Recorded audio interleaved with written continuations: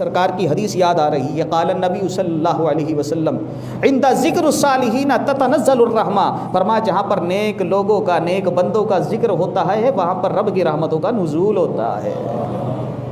وہاں پر رحمتوں کا نزول ہوتا ہے، رحمتیں برستی ہیں۔ اور جب قرآن پڑھا جاتا ہے تو یہ بھی ذکر ہے، کلام اللہ ہے، اللہ کا کلام ہے، لیکن اس میں آپ دیکھیں نا، وَإِذْ قَالَ مُوسَىٰ وَإِذْ قَالَ عِيسَىٰ، حضرت موسیٰ کا بھی ذکر ہے، حضرت ادریس کا بھی ذکر ہے، حضرت اسماعیل کا بھی ذکر ہے، حضرت اسحاق کا بھی ذکر ہے، حضرت شعیب علیہ السلام کا بھی ذکر ہے۔ آپ تو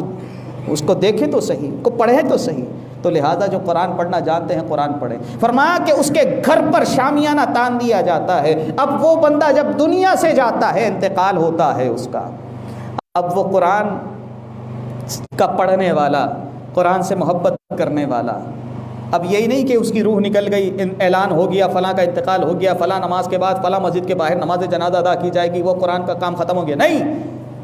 آگے لکھا ہے کہ وہ قرآن اس کے سرانے کھڑا ہو جاتا ہے جب اس کی روح نکلتی ہے، ایک نور کی شکل میں اس کے سرانے کھڑا ہو جاتا ہے، اور جب اس کو غسل دیا جا رہا ہوتا ہے، اس کو جب کفن دیا جا رہا ہوتا ہے، اس کے کفن کی آخری تہ جو اس کے سینے پر لگائی جا رہی ہوتی ہے، قرآن اس کے سینے کے اندر بیچ میں آ جاتا ہے،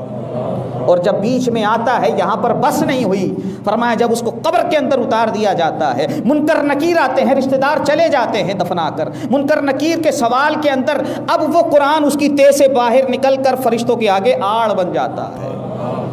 اور یہی نہیں، یہاں پر بھی بس نہیں ہوئی، اب فرشتے پوچھتے ہیں مر ربو کا، وہ قرآن بیچ میں آڑ بن گیا ہے، وہ سوال کرتے ہیں میت سے، لیکن وہ قرآن سامنے آتا ہے، فرمایا مر ربو کا، تیرا رب کون ہے، ما دینو کا، تیرا دین کیا ہے، ما کنت تقول فی ھذہ حق الرجل، اس مرد مومن کے بارے میں دنیا میں کیا کہا کرتا تھا، لیکن قرآن بیچ میں آڑ ہے۔ اب فرشتے رب کی بارگاہ میں حاضر ہوتے، مولا یہ عجیب معاملہ ہمارے ساتھ درپیش ہے،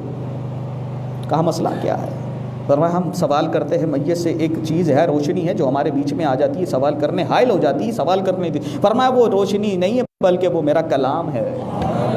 قرآن ہے، جاؤ جو وہ کہتا ہے کر ڈالو۔ اللہ اکبر۔ اب وہ فرشتے آتے ہیں، اس کی منشا پوچھتے ہیں، کہا یہ دنیا میں مجھ سے محبت کرتا تھا، اس نے دنیا میں مجھے تنہا نہیں چھوڑا، اب جب یہ تنہائی کے اندر، اس قبر کے اندر ہے، یہ اس اندھیرے میں تنہائی کے اندر ہے، اب قرآن ہو کر میں اس کو نہیں چھوڑوں گا۔ ایسا وفادار ہے یہ قرآن، قرآن سے محبت تو کریں، قرآن کو پڑھ کر تو دیکھیں۔ تو لہذا قرآن پڑھا کریں، یہ قرآن کو چومیں، سینے سے لگائیں، بڑا مزہ آتا ہے، کہ روحانیت ملتی ہے، طبیعت کے اندر آپ کی ایک خوشنودی سی حاصل ہوتی ہے۔ تو اللہ کریم ہم سب کو قرآن پاک کی محبتیں عطا فرمائے۔ اور یہی نہیں،